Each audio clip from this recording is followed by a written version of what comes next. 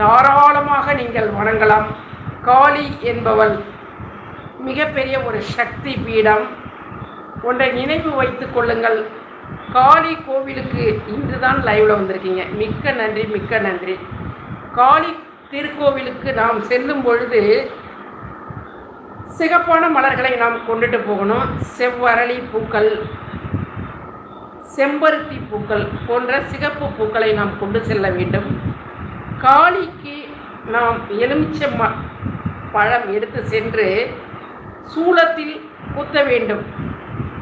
அப்படி நாம் சூலத்தில் நம்ம எலுமிச்சம் பழத்தை குத்துறப்ப அந்த எலுமிச்சம் பழத்திலிருந்து எலுமிச்சை சாறு வெளியில் வரும். அது எதை குறிக்கிறது என்றால், நம்மிடம் உள்ள தீவினைகள் எல்லாம் சூலாயுதத்தில் நாம் குத்தும் பொழுது தீவினைகள் வெளியாகி நம்முள் நல்வினைகள் அந்த திருக்கோவில் வழியாக, அந்த காளி வழியாக நல் வினைகள் நம்முள்